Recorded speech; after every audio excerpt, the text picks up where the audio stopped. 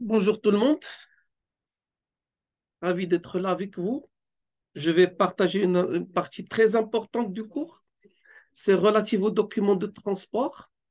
Je vais parler des documents de transport routier, des documents de transport aérien et des documents de transport maritime. Bien sûr, comme son nom l'indique, document de transport maritime, ça va servir comme document pour le transport maritime à l'international. Eh bien, si vous avez une marchandise et vous la remettiez à une compagnie maritime via son intermédiaire qui est l'agent maritime, eh bien, ce monsieur qui est sur terre, l'agent maritime, vous lui remettez votre marchandise, il vous donne un reçu appelé connaissement maritime en anglais, Bill of Lading.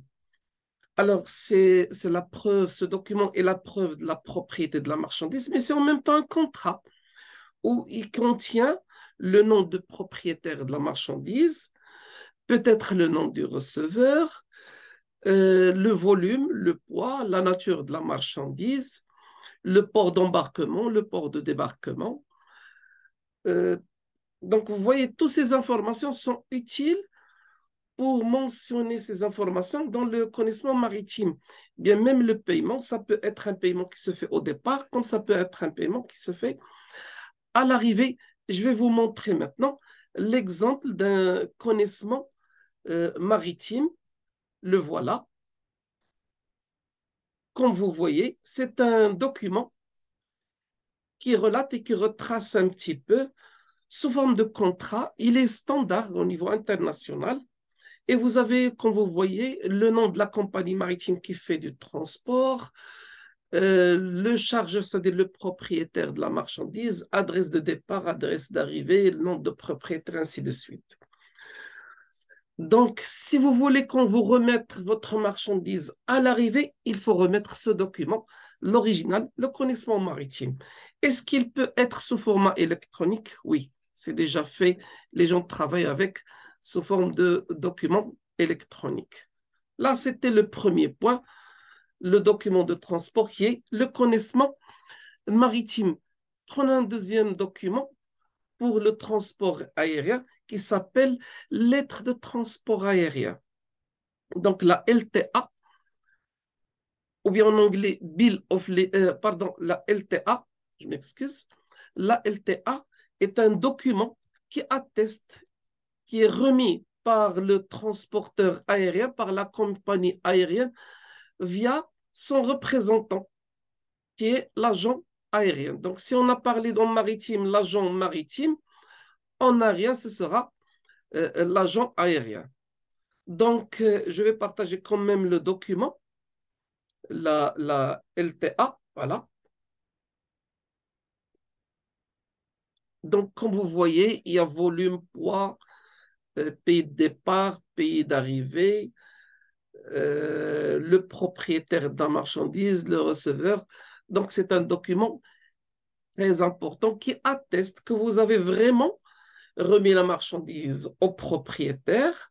Et en même temps, c'est un contrat de transport pour la compagnie aérienne qui consiste à déplacer la marchandise d'un aéroport à un autre aéroport. Maintenant, un troisième document et qui me paraît aussi important que ces deux premiers et qui concerne le transport routier. Et cette fois-ci, on va partager le transport routier entre deux modalités, chemin de fer et route. Le CMR, c'est le document qui est remis par la société de transport sous forme, vous le remettez la marchandise et ils vous remettent un reçu, un CMR.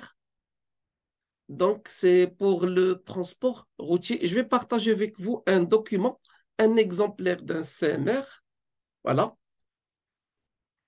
Et bien sûr, vous avez dans ce CMR différentes cases où vous avez le nom du vendeur. Vous voyez ici CMR.